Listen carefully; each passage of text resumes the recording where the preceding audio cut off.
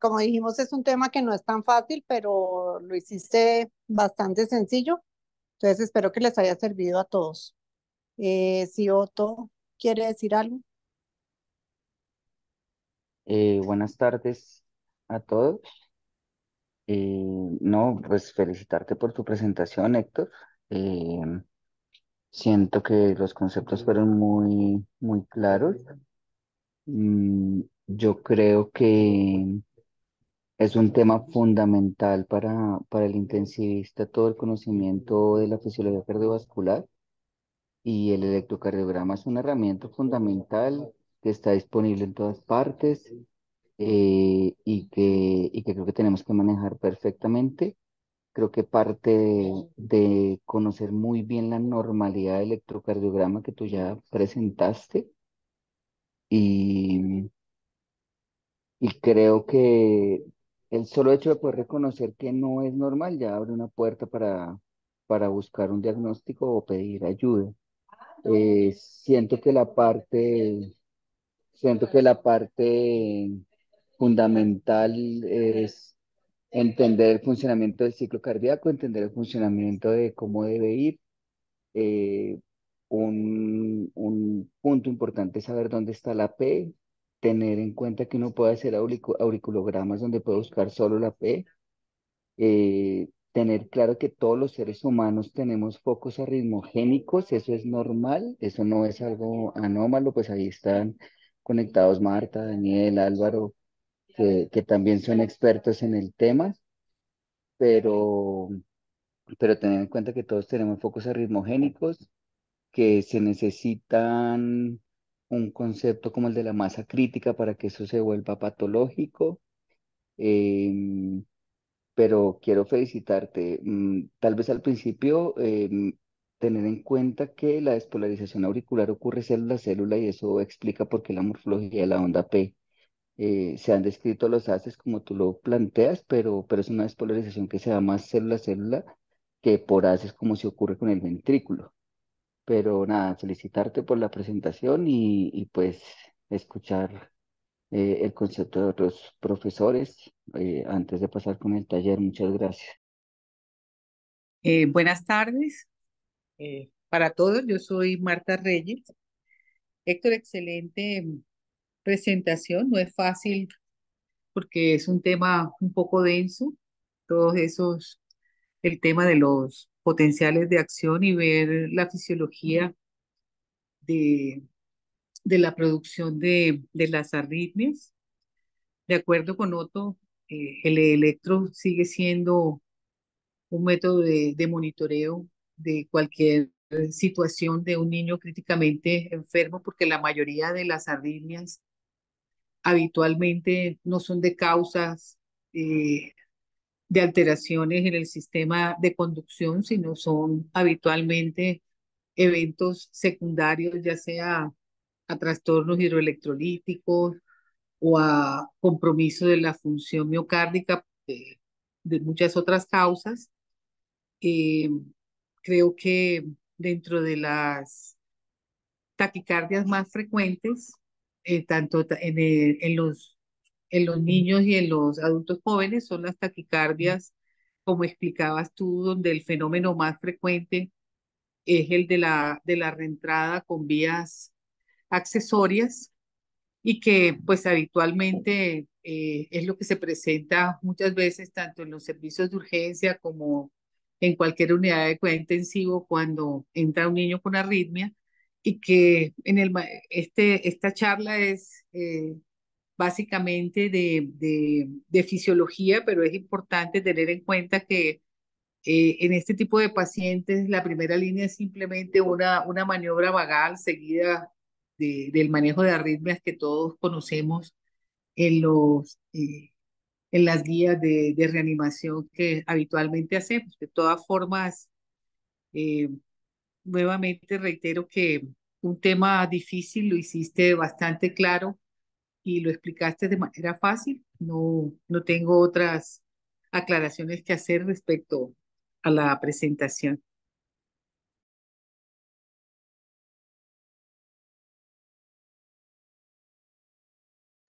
Profe Marta, mil gracias por su presentación y sus comentarios. Daniel, ¿tienes la mano levantada o si quiere el profe Arenas primero? ¿Cómo están? Buenas tardes. Álvaro Arenas. Pues sí, como todo, muy buena presentación, concisa, clara, de un tema que no es fácil. Eh, Como ya cosas prácticas, es importante siempre tomar un electrocardiograma a los pacientes que tengan y se sospechen arritmias. Así el paciente esté en taquicardia mientras estamos preparando todo para controlar esta taquicardia ideal, tenemos que tener un registro electrocardiográfico impreso. Eso es fundamental porque la verdad nos va a ayudar mucho a los cardiólogos y a electrofisiólogos para determinar qué tipo de taquicardia es, qué ritmo tenemos y definir así el tratamiento a seguir. Si vamos a pasar a adenosina, durante el paso de la adenosina también trato de inculcar siempre que se tome el electro, porque la adenosina en la gran mayoría de taquicardias pediátricas pues nos va a yugular la taquicardia, pero en algunas pocas no la controla. Pero sí esta respuesta que se tiene durante la adenosina es fundamental. Entonces, si tenemos ese registro electrocardiográfico durante el paso de la adenosina, podemos saber si entonces de pronto es un flúter, una taquicardia auricular o algún otro tipo de taquicardias que no responden a la adenosina, pero ese tiempo que nos produce la adenosina, el bloqueo del nodo AD, nos va a dar mucha información para saber qué taquicardia es y poder definir el tratamiento. En las que para la adenosina, la taquicardia, pues ya también sabemos que pues sin duda debe ser un mecanismo de reentrada que incluye el nodo auriculoventricular. Entonces, la toma del electrocardiograma es algo básico y fundamental en estos pacientes y que debemos hacerlo para definir siempre los mecanismos de las arritmias y con esto definir el tratamiento. Y felicitaciones nuevamente por la charla. Profe Arenas, mil gracias. Daniel, ahora sí que tenía levantada la mano. Buenas tardes y felicitaciones también por la charla. Estoy de acuerdo con los profes que hablaron anteriormente, con Otto, con la doctora Marta, con doctora Arenas. Solamente agregar que a veces son un poco más frecuentes algunos tipos de arritmias y la fisiología, pues cambia un poco en los posoperatorios cardiovasculares. Varios, pues, de acá tenemos contacto con pacientes cardiovasculares. Digamos que la inflamación y el trauma directos hacen parte de esta generación de arritmias, taquiarritmias y bradiarritmias. Entonces, pues tener en cuenta que estos pacientes a veces utilizamos algunos eh, otros medicamentos para disminuir la inflamación y esperamos, sobre todo en bradiarritmias, entre una semana y 10 días a que pase la inflamación total y el trauma postquirúrgico para tomar decisiones definitivas con ellos. Y felicitarte por la charla. No es fácil, pues, abordar este tipo de temas. Gracias. Daniel, muchas gracias. También te felicito el profe Mulet.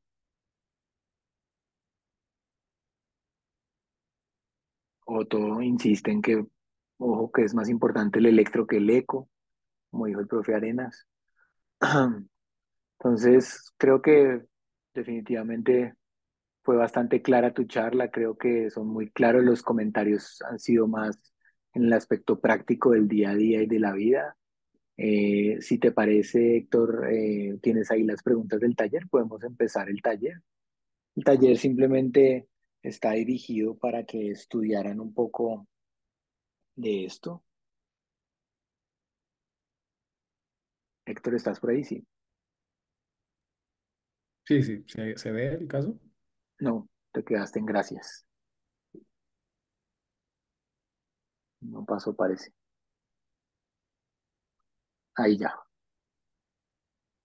Listo, perfecto. Entonces, pues el caso es básicamente una niña de 7 años que tiene una historia pasada o una historia en sus antecedentes de una miocardiopatía dilatada y esta vez llega a la UCI con un cuadro de disnea y fatiga y palpitaciones.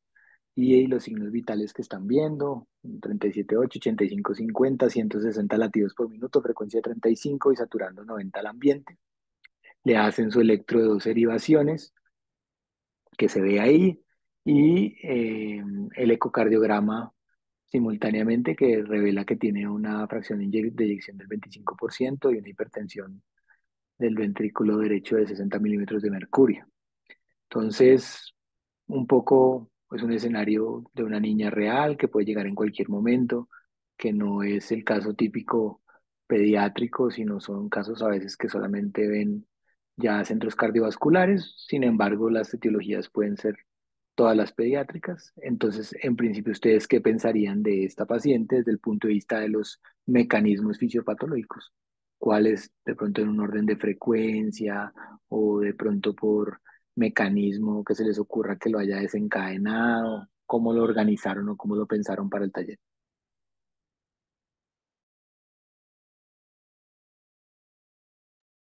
Juliana, me imagino que eres JSB. Ay, profe, perdón, sí, ya me Dale, cambié el tranquila. nombre, qué pena. ¿Cómo están? Buenas tardes para todos. Juliana Silva, residente primer año de la Universidad Nacional. Entonces, pues digamos que aquí es importante entender que esta niña tiene una base ya anatómica, pues que es la miocardiopatía dilatada, pero esta base anatómica, entonces, pues digamos que la podemos dividir en dos cosas principales. Entonces, pues primero para entender un poquito la miocardiopatía, esta es una enfermedad que no solo altera, digamos que la función sistólica, sino también puede afectar la función diastólica. Y esto, dependiendo de su estado morfológico, puede dividirse en diferentes fenotipos. Hay literatura que divide las miocardiopatías dilatadas en fenotipos hipertróficos, una cardiomopatía restrictiva o la displasia ventricular arritmogénica.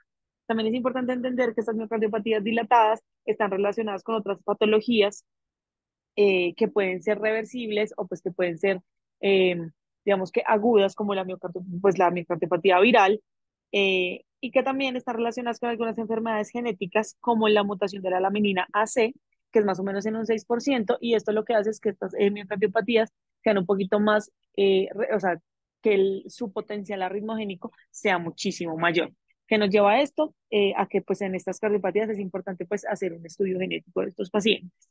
También está relacionado con enfermedades mitocondriales, enfermedades de depósito o también enfermedades infiltrativas. En contexto de las miocardiopatías dilatadas, el sustrato arritmogénico se puede explicar más como, sí, como un foco irritable. Entonces, dependiendo pues del fenotipo de esta miocardiopatía dilatada que tenga el paciente, hay cierta alteración de ciertas proteínas que están, pues de ciertas proteínas del sarcómero, lo que produce de manera secundaria unas fibrosis miocárdicas, que es secundario pues a altos niveles de catecolaminas y unas fibras miocárdicas pues que están alteradas, es más como pues lo que explicaba Héctor, que los focos arritmogénicos son estas células de conducción rápida que posteriormente, debido pues a estas alteraciones y esta fibrosis del miocardio, se convierten en fibras de conducción lenta y se consideran que son pues los focos arritmogénicos relacionados. Otros de los mecanismos relacionados era lo que explicaba previamente, que hay una mutación genética de ciertas proteínas. Esto no es tan común, digamos que es más común que sea secundario a focos ectópicos, pero en estos pacientes es importante hacer estudios de mutaciones genéticas de ciertas proteínas que juegan un papel importante dentro de la estructura del miocardio. En el contexto de las miocardiopatías dilatadas, las proteínas que están más relacionadas a, digamos que a alteraciones arritmogénicas, son aquellas que están relacionadas con el citoesqueleto del sarcómero. Em, Puede ser o pues digamos que por el foco ectópico, o como ya pues como por última opción también por un mecanismo como de reentrada, que sea por una cicatriz miocárdica, que esta usualmente involucra o la región perivascular del ventrículo izquierdo o el septo interventricular, que tiene pues alta prevalencia de los sustratos subepicárdicos, y esto es lo que produce que una alta proporción de estas arritmias relacionadas sean ventriculares. Digamos que la mayoría de estas arritmias sí son supraventriculares, pero en pacientes con miocardiopatía dilatada tenemos que pues las arritmias ventriculares también son pues unas arritmias comunes. Em, Creo que es como para hablar de esta primera pregunta. Eso es todo, profe. Gracias. Muchas gracias, Juliana. Juan Suárez, levantaste la mano. Hola, buenas tardes a todos. Juan Suárez de la Universidad de La Sabana. Voy a compartir pantalla. ¿Se puede, doctor, un momentico? Sí, no sé si le toca dejar de compartir a Héctor. Igual déjame revisar que esté habilitado. Ya está habilitado. Dale a ver si ya te deja compartir. Aún no. Dice, no puedes compartir pantalla mientras otro... es que hay dos pantallas compartiendo a la vez.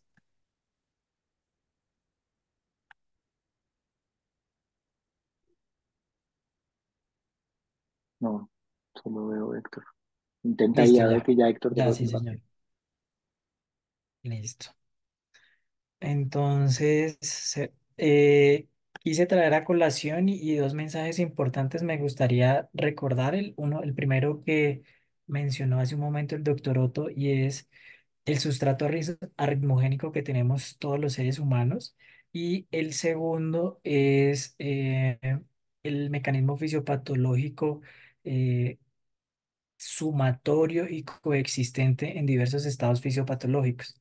Quise traer a colación este artículo muy bonito que hizo el doctor Mage en el año 2021, que aplica para este escenario donde tenemos un cambio estructural que es la miocardiopatía dilatada, pero aplica para la mayoría de los escenarios en concordancia con el mensaje que nos dejaba el doctor Otto inicialmente. ¿Qué nos plantea este autor?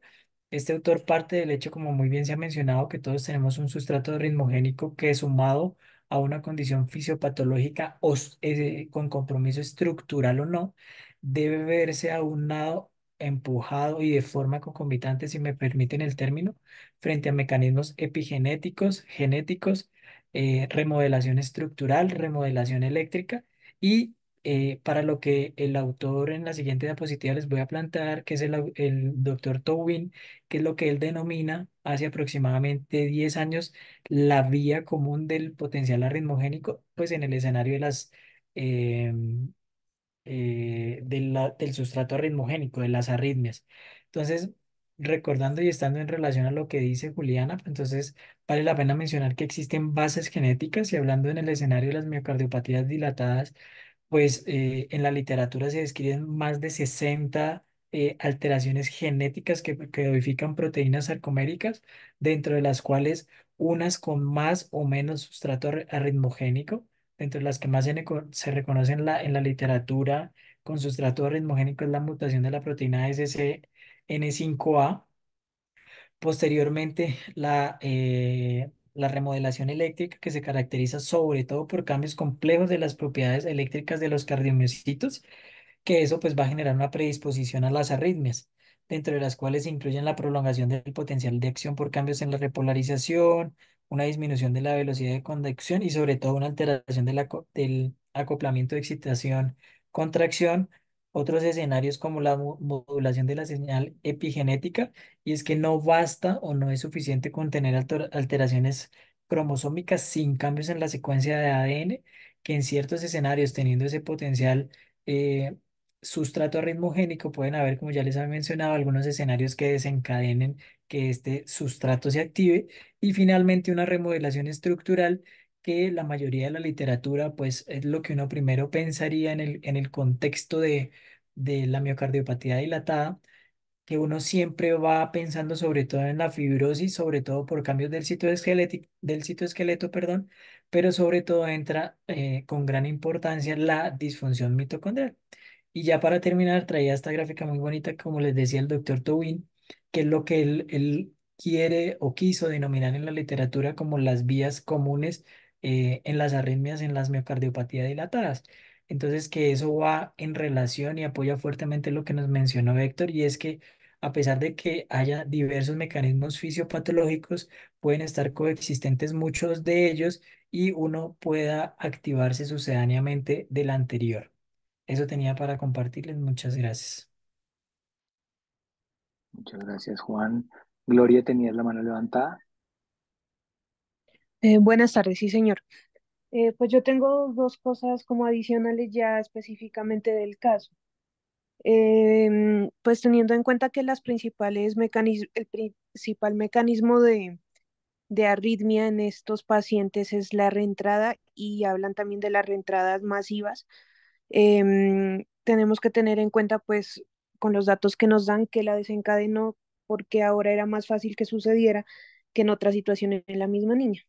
Entonces, pues se habla de que la actividad desencadenante generalmente se da por post-despolarizaciones tempranas o tardías, de las que nos habló en parte Héctor durante la exposición.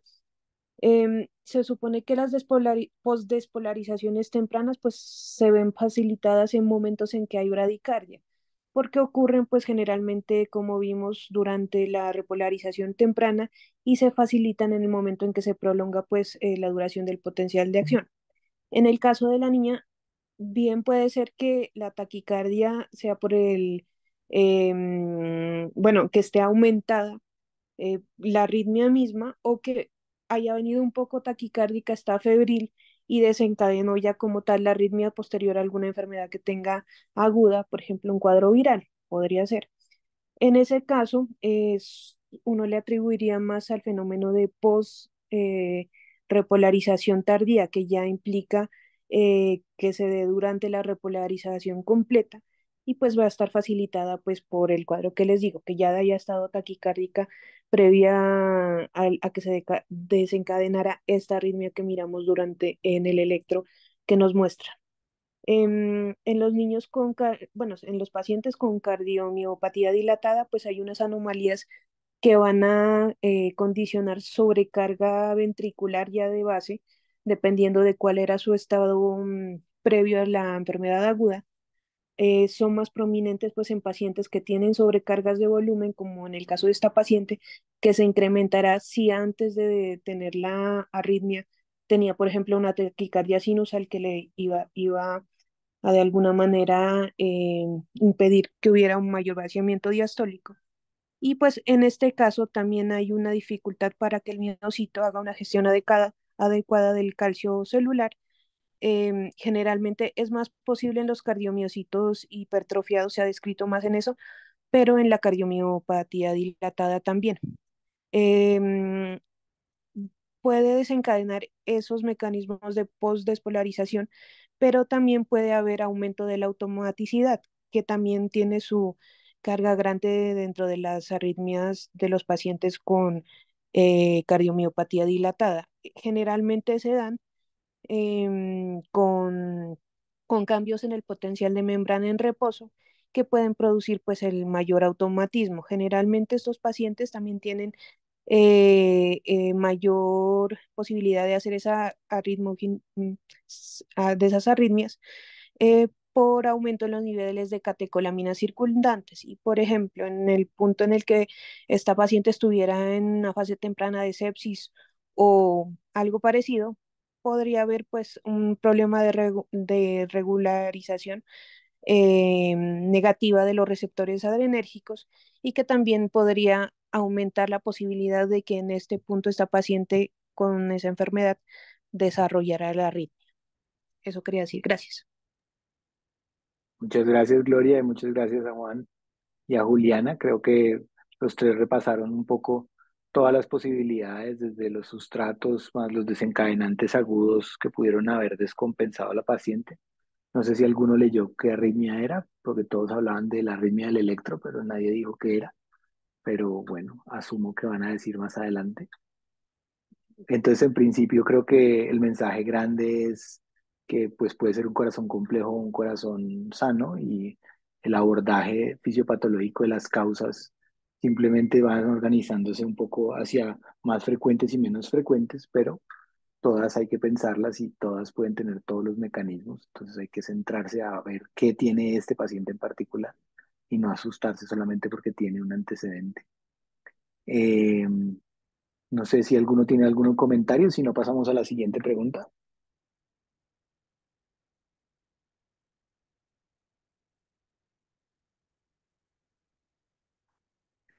Héctor, si quieres entonces compártenos otra vez el caso.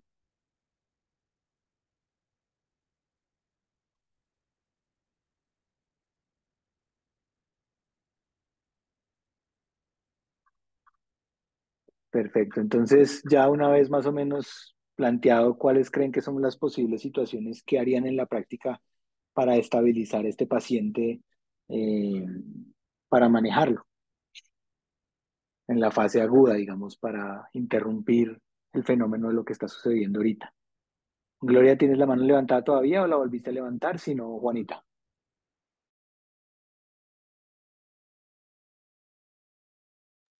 Buenas Que siga. tardes. Dale, dale, perdón.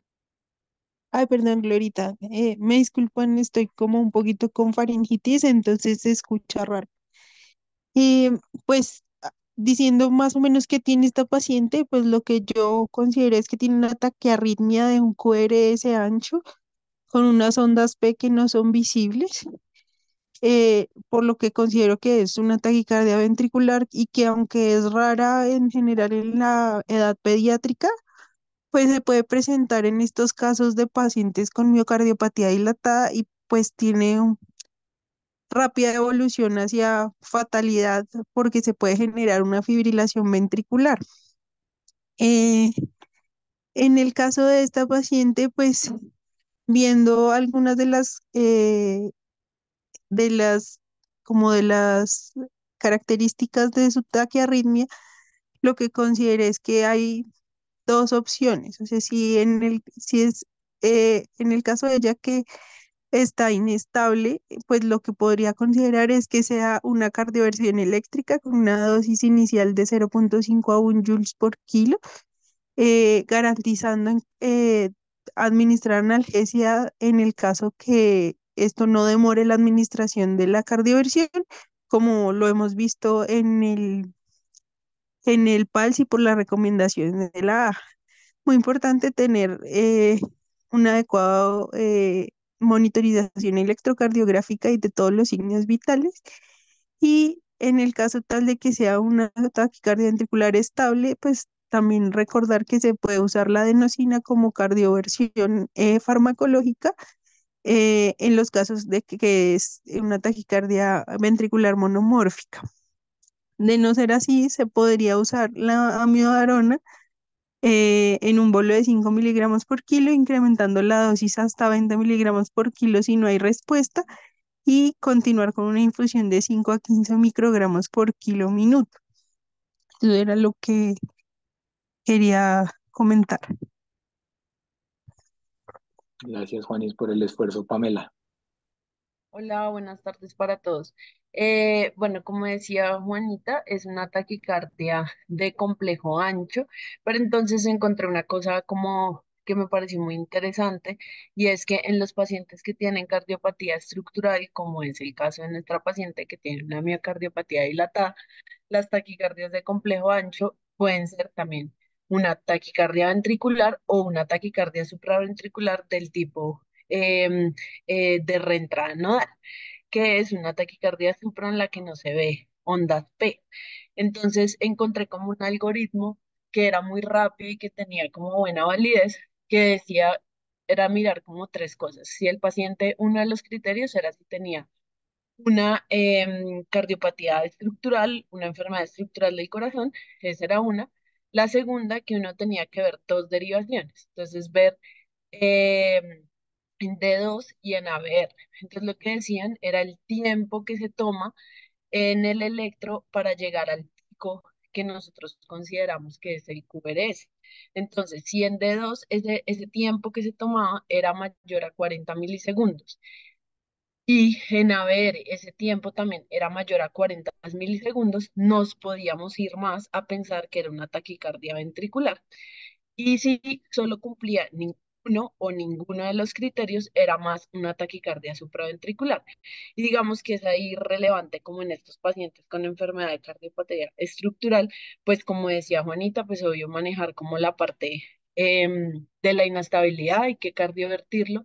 Y en lo que yo leí decía, si el paciente sigue inestable, pues hay que ponerle la amiodarona, pero si el paciente pudiera estar después de la cardioversión algo un poco más estable, ahí es como nos decía el doctor Arenas, poderle poner la adenosina para uno poder diferenciar. Entonces, lo que yo encontré es que si fuera una taquicardia ventricular, que en este paciente en general, como mencionaron mis compañeros antes, puede ser por reentrada, pero también desencadenada por potenciales tardíos.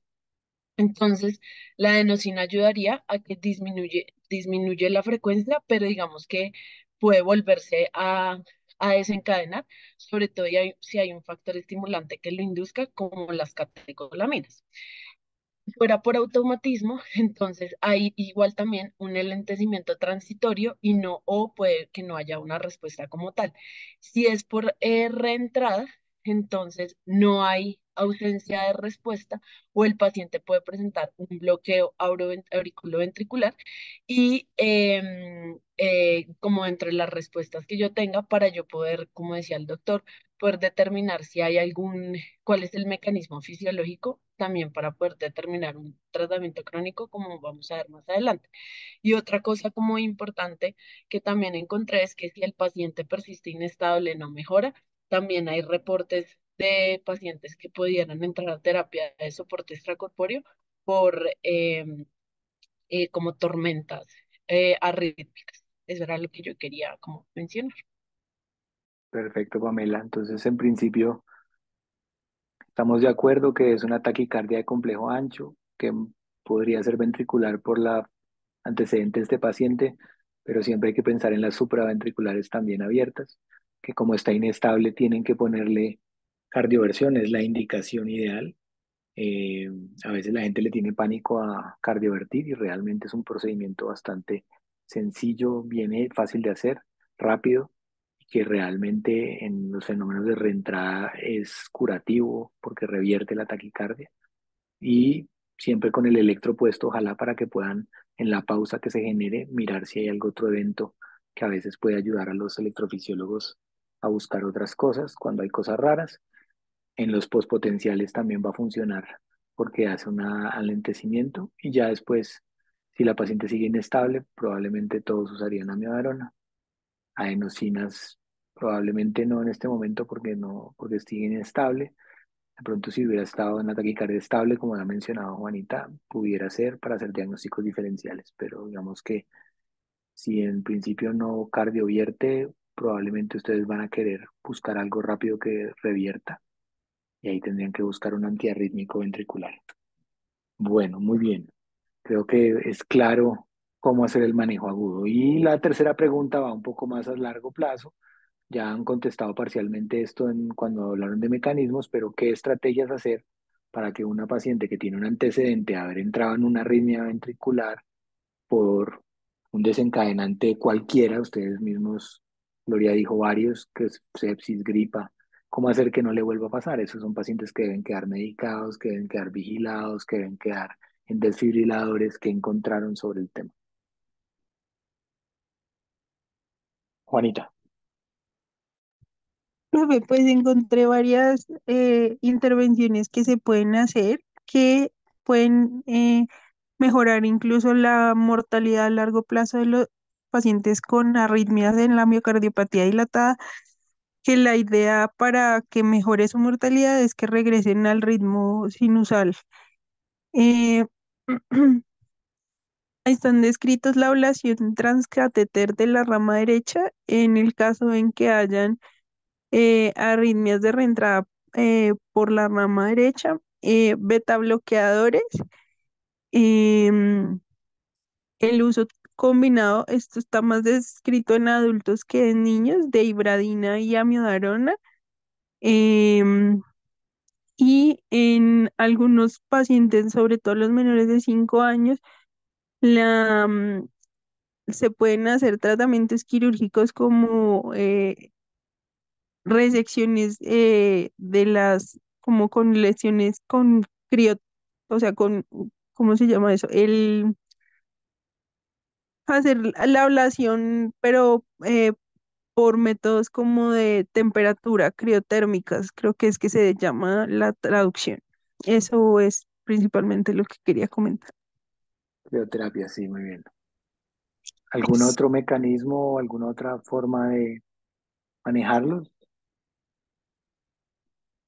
¿Leyeron algo de sincronizadores o de terapia de desfibrilaciones, Pamela?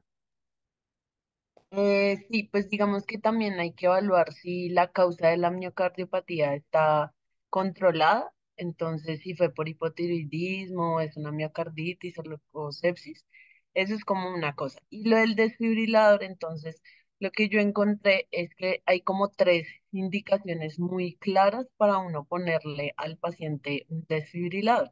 Y es si tiene una FEBI menor al 35%, una taquicardia ventricular que sea sostenida o que el paciente haya tenido una muerte súbita que haya pues sido reanimada con éxito. Entonces, eso encontré como en el caso de las, ¿cómo se llama? Del desfibrilador. Y lo otro, entonces, es siempre pues buscar el control del ritmo, lo que decía Juanita, como en el tipo de arritmia que tenía la paciente, siempre como lo que encontré era ablación por catéter y o el tratamiento farmacológico. Y con respecto a esta arritmia, pues lo que yo encontré es que se tiene mejor control con beta bloqueador.